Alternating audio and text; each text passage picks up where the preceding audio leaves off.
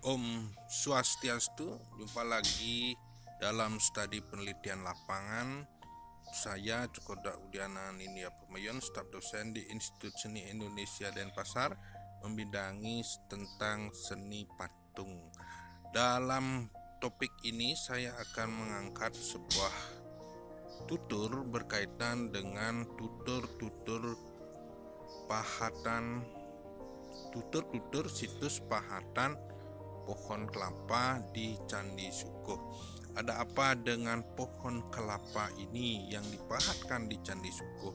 Kenapa dia dipahatkan atau direkam oleh leluhur kita dan dituangkan dalam pahatan? Nah, inilah yang menjadi ketertarikan saya untuk mengungkapnya.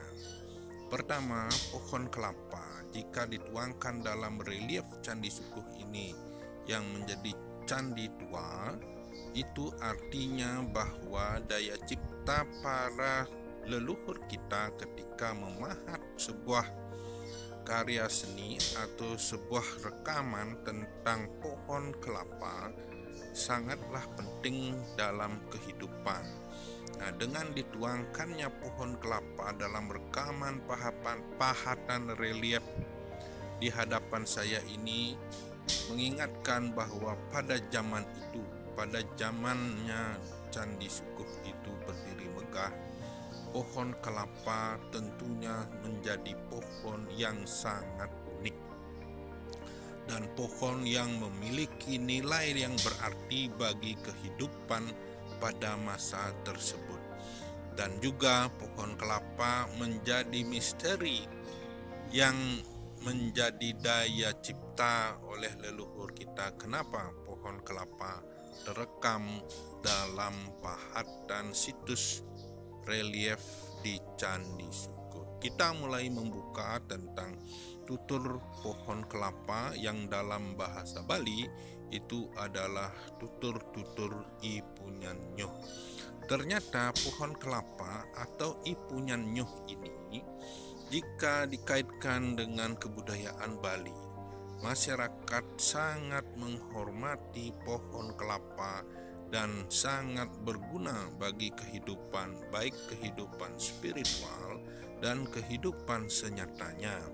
Karena jika dilihat dalam konteks upacara kegiatan keagamaan yang berkaitan dengan adat istiadat di Bali, pohon kelapa dari ujung sampai bawah itu bermanfaat dan mempunyai istilah-istilah.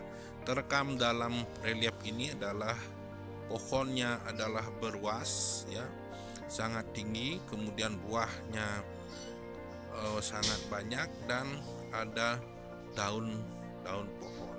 Nah, istilah-istilah tersebut kalau di Bali itu dari ujung itu namanya janur kuning, ya, atau busung, disebut busung yang warna kuning, kemudian ada selepan yang warna hijau dan ada danyo. Kemudian di sela-sela itu ada namanya tapis, ya.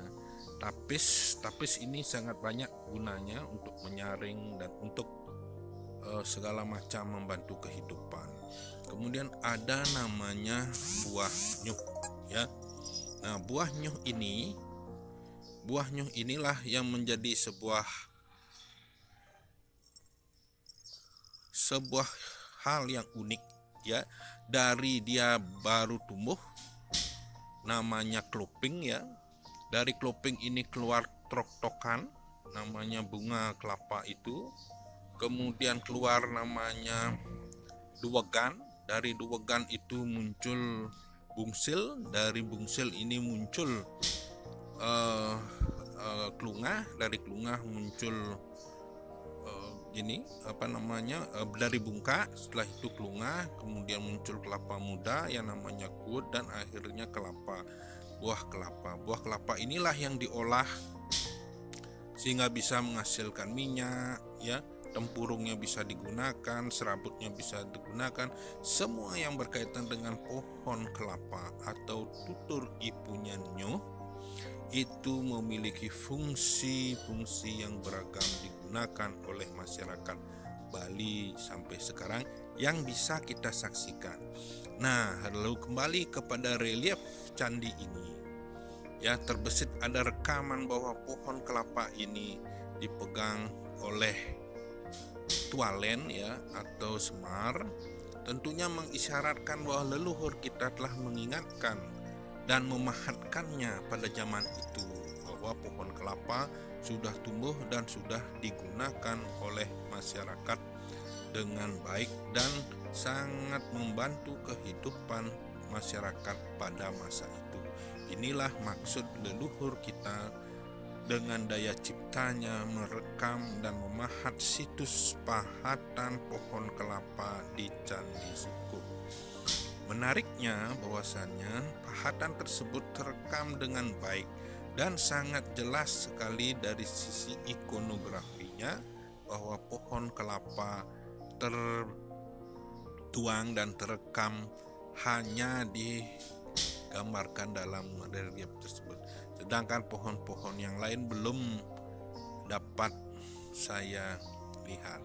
Inilah mungkin maksud leluhur untuk merekam bahwasanya kita di Nusantara harus ingat dan harus mampu memanfaatkan pohon kelapa ini dengan sebaik-baiknya dan dengan pengolahan dan pengembangan teknologi yang baik sehingga menghasilkan sesuatu dan tidak boleh lepas dari pohon kelapa.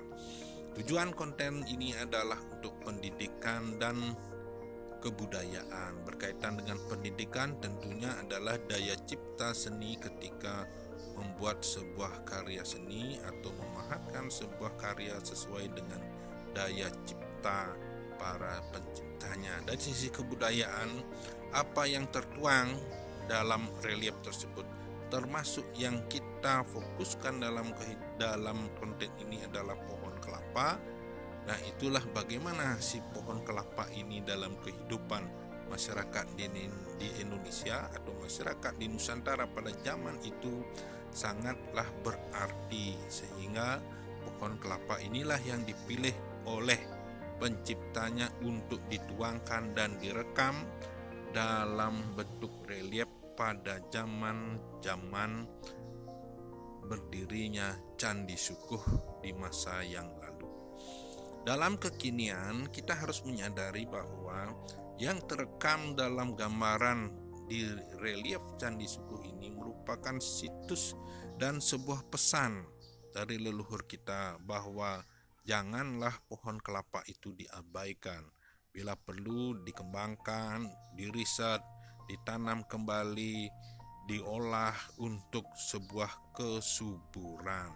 Nah, inilah mungkin yang dapat saya sampaikan, bahwasanya mari kita sama-sama belajar, mari kita sama-sama memperhatikan, mari kita sama-sama mencermati maksud-maksud leluhur dalam menyampaikan pesan-pesannya di sebuah relief kuno, di sebuah situs-situs kuno yang tentunya ada sesuatu yang terpendam, sesuatu yang tersirat di balik yang tersurat, serta kita mampu mengedukasi, mengembangkan dan meriset kembali apa keunikan dan apa keluihannya dari pohon kelapa yang dimaksud oleh leluhur kita dalam penuangan daya ciptanya pada situs relief pahatan yang ada di Candi Sukuh tersebut. Termasuk juga di sana ada Sang Semar atau Sang Tualen dalam bahasa Bali.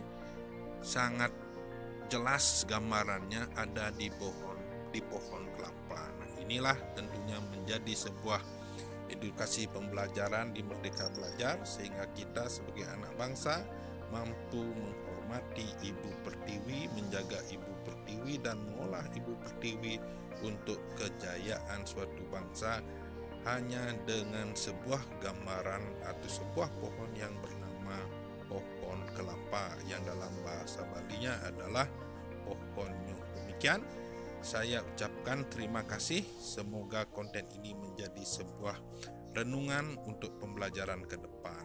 Terima kasih.